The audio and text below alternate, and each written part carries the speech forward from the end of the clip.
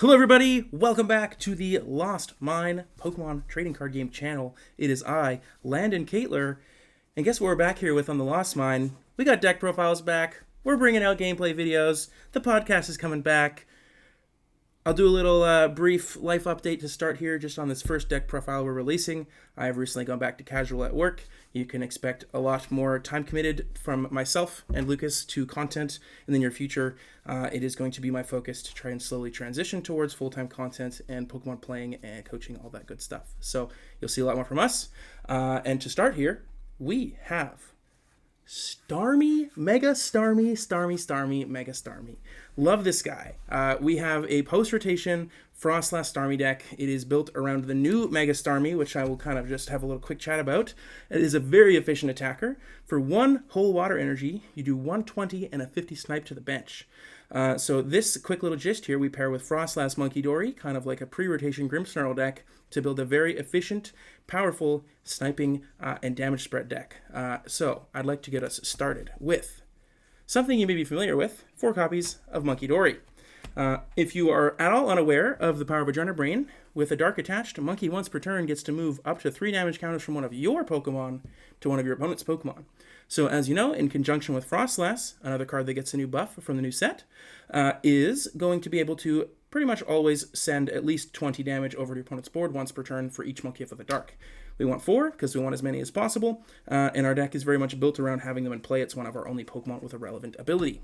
Next up, we have 3 Staryu, pretty solid one prize basic.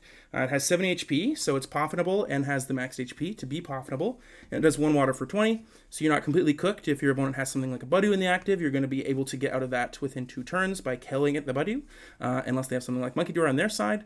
So a pretty solid way to put some damage in play. Every counter matters with these kinds of decks because we are spreading so much damage. And as I said, we do have 2 copies of our Mega Starmie. 1 water, like I said, 120, and then 50 to the bench. So in conjunction with Monkey, in conjunction with Frostlass, we're going to be able to be taking some double knockouts with this guy.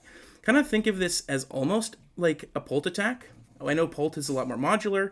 You do 120 and then a 50 snipe to the bench as opposed to like the 60s damage counter spread. But this is a stage 1 and 1 energy. So you're getting over half the value of a Phantom Dive damage-wise for 1 stage less and 1 energy less. So it does translate quite well. Obviously, Pult is a better attack, but this is a lot easier to get out.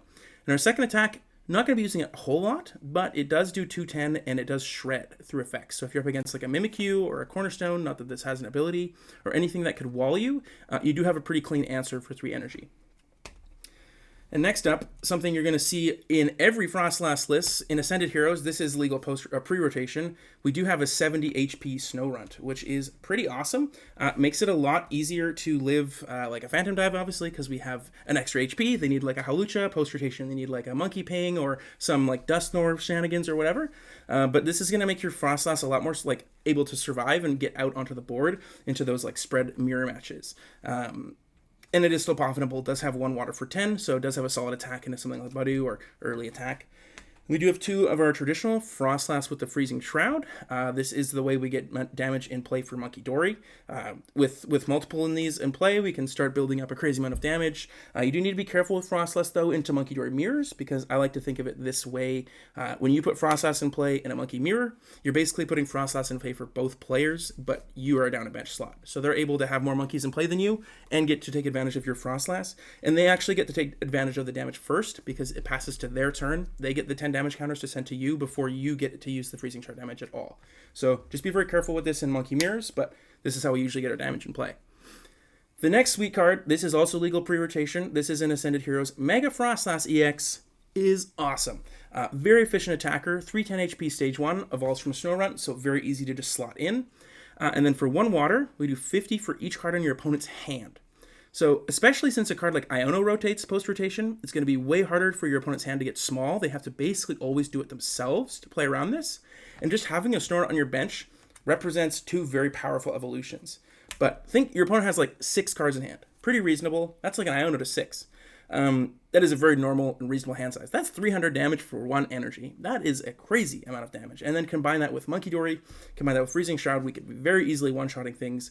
As soon as they start having like a 7 or 8, traditionally 6 or 7 cards in hand, it's going to be doing a crazy amount of damage. And then we do have Absolute Snow here. Kind of a stinky attack. We're probably never using this. Just like Starmie's second attack, 1 water, 2 colors, 150. Your opponent's active is now asleep. This is weak to metal. Starmie's weak to lightning. So we do have 2 different weaknesses as well. So if you're playing against a metal or a lightning deck, you can use the other mega to kind of cover your bases. But very efficient attacker. We're already playing Snow Runt. Why not play this? It's going to just blow something up sometimes. And they always have to respect it if you have a Snow Runt on the bench. Next up, we have Budu. It's kind of system supported cast. If you're having a slow start, if they're having a slow start, you can kind of punish that. You can try to buy some time with Budu. There's a lot of board states where if your opponent can't play items, they can't functionally do a lot. Next up, we have Tatsugiri. We know attract customers. This is a card that I'm not super sure about. We do have Meowth, so it very well may be that Meowth is kind of just better to have than using Tatsugiri all the time. But Tatsugiri just sits in play, does accumulate Frostlass damage if you're running low on monkeys, and then you can just kind of go first, retreat, get this, go second, retreat into this, get your supporter. And if it sticks around, every turn this sticks in play, you're getting a supporter most of the time, so it can accumulate a lot of value. Last Pokemon here, very powerful new card. I actually forget the name of the set that's coming out, but all of these, Starmie, Staryu, the Meowth, this is from the set that we get when rotation hits. Meowth, you may remember Lumineon V if you've been playing for the last couple of years, or Tapu Lele GX, or Jirachi EX. When you bench Meowth from your hand, you go search for a supporter, put it in hand. And the second attack, I believe, is 60 damage, and then it returns to your hand if you'd like, for 3 energy. The big thing that I really like about Meowth in this format is it is shut off by Watchtower. So if you look at a lot of the Pokemon in Standard that are colorless with abilities, you will notice that they are all shut off by Watchtower, and I believe this is a very intentional design on Pokemon's part, really balancing a lot of these support Pokemon. I really appreciate that this has a bit more of counterplay. I know there was Path when Lumineon was out, but this is targeted at Meowth. It's good against like Blood Moon, what am I thinking of? The Watchtower. Watchtower is going to be very good against a lot of the support. There's the Dunsparce, like I said, Meowth, there's the Blood Moon, there's Noctowl, Pidgeot rotates, but a lot of support Pokemon are colorless, and kind of helps keep Meowth in check from just being in every deck. Supporters. For Lily's Determination, this is a very slow, slower start. You're trying to build up a board state. You're trying to overwhelm your opponent with advantage, and you're not really upset about just sitting and drawing 8 with Lilies while you build up your Frostlasses, damage, monkey attachments, that kind of thing. 3 Hilda. This is going to be able to get you your A-Spec, which I may tease is something with a bit of a legacy. Hilda's going to basically always just going to be able to get you attachment for turn, get you Starmie. If you have a Staryu in play, it's always going to be a very powerful attack with your Mega Starmie. Helps you find Frostlass. Hilda is one of your only ways to search evolutions that are not non-rulebox Pokemon, as you'll see with something like Pokepad later. It is our best way to find our Starmie and our Frostlass. We have 2 Crispin here. This is going to help us get monkey attachments into play. You'll notice that we don't really have something like Grimmsnarl where you get the free attachments just with your ability. You do have to manually attach everything. So with Crispin, you're able to power up a Starmie and a monkey in 1 turn. You're able to get out double Adrena Brain in 1 turn if you need to. Crispin's going to be really important for getting our board state set up. Next, we have 2 Boss. Boss is not the most important thing in this deck. Since we're doing so much spread damage, we can access the bench without gusting.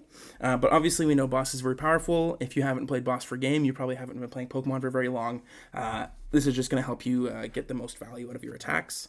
And then, one of the most upsetting things about rotation for a lot of people is the lack of Iono. We are stuck with Judge. Some of the Rockets decks get like the Team Rockets Archer, I think is what it's called. They shuffle draw 5, they draw 3. The hand disruption is very limited. We have like there's like a clown supporter that flips coins. Harley Quinn, I think it's called. That is the other option, but I think Judge is just going to be the most powerful. Always shuffle draw 4. You don't want to have the instance of like you draw 3, they draw 5 with the Harley Quinn. Next up, we have 4 Pokepad. This is a very powerful card from Ascended Heroes. We will have this pre-rotation for a little while. But you search for anything without a rule box. Obviously, this is very good. If you've ever played with Level Ball, this is basically just always better Level Ball. Level Ball was search for 90 HP or less. There's not very many rule box Pokemon with 90 HP. The only one I could think of is Jirachi EX, but that is making me sound very very old card. But Pokepad, it's going to find all your monkeys, all your Staryus, all your Snowrunts, Frostlasses, and your buddy Tatsugiri. Very powerful, very good for setup. You'll see this a lot post-rotation. 3 Ultra Ball. Ultra Ball is a very powerful post-rotation when we have access to a from hand bench effect, such as Meowth. Ultra Ball from Meowth is just going to be a supporter out, so Ultra Ball gets a lot more powerful in your opening hands. Don't need to explain this too much. 3 Buddy Buddy Poffin. Obviously, we're sticking with our staples here. Puffin doesn't rotate. It's going to be played in pretty much every deck with 70 HP or less until it rotates. Get used to it. 2 Pokegear. We love our consistency. These decks without these onboard draw, you'll see a lot of things like back in Grimmsnarl pre-rotation. Playing like a million supporters because you have no onboard draw. We're not playing Fez here, you'll notice, because it's very risky to put in play with Frostlass because it damages itself. So we want the extra consistency boost with the Pokegear. 2 Night Stretcher. We love our recovery. 1 Switch. We don't have Turo post-rotation anymore, so switching gets a little harder. Something you may see in a lot more lists is things like Maractus, Sudowoodo, these retreat locking effects, because it's a lot harder to switch. You don't have Turo or Penny, so a lot of decks lose their switch outs. Our Stadium, we're getting a little risky with our Risky Ruins. This card is awesome with Monkey Dory. Traditionally, when you see effects like Risky Ruins, it always stipulates when you put a Pokemon from your hand onto the bench. Risky Ruins, to my knowledge, is the only effect that any place the Pokemon comes from, it gets damaged. So it says whenever any player puts a basic non-dark Pokemon, we have none of those, onto their bench during their turn, notice not from hand, place 2 counters on that Pokemon. So we're able to, without Frostlass in play, get damage into play for ourselves to abuse with Monkey Dory, and it also just does put damage on your opponent's board. So say they're playing a deck without Monkey Dory, they bench their stuff, you're just getting free damage in play. Really helps. Like, think if they bench something, it goes through from 70 to 50, we then get to snipe it with Starmie for free. So this card is very powerful. 2 Air Balloon for mobility. Between Switch and Air Balloon, we do have ways to move our Pokemon. Again, we don't really care if we're just like passing because a lot of our damage comes from abilities, so we can just kind of be stuck with something in the active and not care too much, but obviously we want mobility. For energies, 5 Dark Energy, 4 Water Energy. We need Waters to attack with Starmies and Frostlass. We need Darks for Monkey Dories. Pretty clean split. One thing that kind of sucks, we no longer have Super Rod, so Crispin can get a little scary because late game, if you only have 1 energy in deck, Crispin cannot accelerate. So just keep that in mind. And our last card is Legacy Energy. This is our ace spec. You may see things like Secret Box, maybe Prime Catcher, maybe Unfair Stamp in here. But I really do like the Legacy Energy because 3 prizes is a lot. Don't forget, Mega Starmie is a Mega Starmie. It does give up 3 prizes. This turns it into a normal 2-prizer. Also works as a Rainbow Energy, so it can go on as a Dark Energy or a Water Energy here. And then it can make you can go to like a really 1-prize board state. You can attach it to Meowth. You can try to take your Frostlass or Starmie out of play and then attach it and force boss or something like that. So this is the Frostlass Mega Starmie Monkey Dory deck. Very excited about this. I do think this maybe usurps Grimmsnarl as the best like Monkey Frostlass thing. Not sure. Grimmsnarl is still pretty powerful, but Starmie is just such efficient early damage. You can count on a lot of turn to like just take 2 prizes against these setup decks, especially like that line I said with Risky Ruins, where you play at turn 1, they bench stuff, they go from 7 HP to 50, then you go 120, 50 snipe. There's a really 6 synergy. So that is, like I said, Mega Starmie Frostlass. Look out for more deck profiles from us. Look out for gameplay with this deck. We will absolutely be playing some games with this and putting that out. Thank you so much for watching. Don't forget to like, comment, subscribe. Check out my Metafy page. Check out Lucas's Twitter, my Twitter, and our Lost Mine Twitter for all of our updates. See what we're doing. And that will be all. Thank you so much for watching.